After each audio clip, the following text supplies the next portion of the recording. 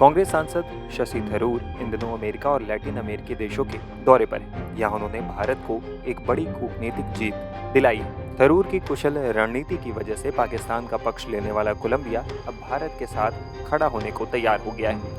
Colombian सरकार ने आतंकवाद के मुद्दे पर भारत को खुलकर समर्थन देने की बात कही है। दरअसल आतंकवाद और पाकिस्तान में हमले को लेकर भारत का पक्ष रखने के लिए शशि थरूर की अगुवाई में एक प्रतिनिधि मंडल को अमेरिका और लैटिन अमेरिकी देशों में भेजा गया है।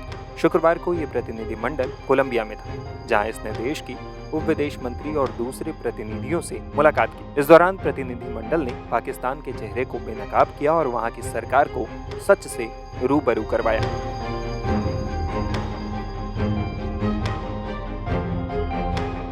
भारतीय प्रतिनिधि मंडल ने कोलंबिया के विपक्षी दल के नेताओं से भी मुलाकात की। इस दौरान आतंकवादियों के खिलाफ अंतर्राष्ट्रीय कार्रवाई को गति देने और भारत के खिलाफ सीमा पार आतंकवादी गतिविधियों को अंजाम देने और उन्हें प्रायोजित करने वालों की रणनीति का निर्णायक रूप से मुकाबला करने पर जोर दिया है। भारतीय प्रतिनिधि मंडल ने कोलंबिया की राजधानी बोगोटा में अहम राजनीतिक और कूटनीतिक बैठकें की।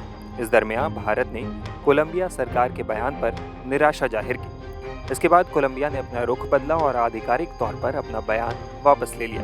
दरअसल कोलंबिया के विदेश मंत्रालय ने 8 मई को बयान जारी कर पाकिस्तान में भारत के हवाई हमले की निंदा की थी और इसमें मारे गए लोगों के प्रति संवेदना जाहिर की थी।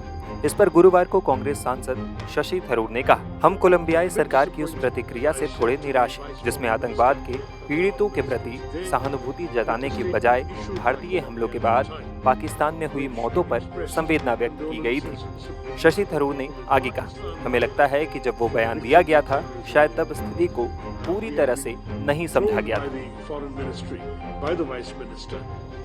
थरूर की नाराजगी के बाद अब कोलंबियाई सरकार के सुर बदले बदले दिख रहे हैं। शशि थरूर ने कोलंबियाई विदेश मंत्रालय की उप मंत्री रोजा योलांडा की मौजूदगी में बयान वापस लिए जाने पर संतोष जाहिर किया। उन्होंने कहा, उप मंत्री रोजा योलांडा ने बताया कि हमने जिस बात को लेकर चिंता जाहिर की थी, कोलंबिया ने आधिकारिक रूप से वो बयान वापस ले लिया है और कोलंबिया हमारे पक्ष को पूरी तरह से समझता है और हम इसका वाकई सम्मान करते हैं।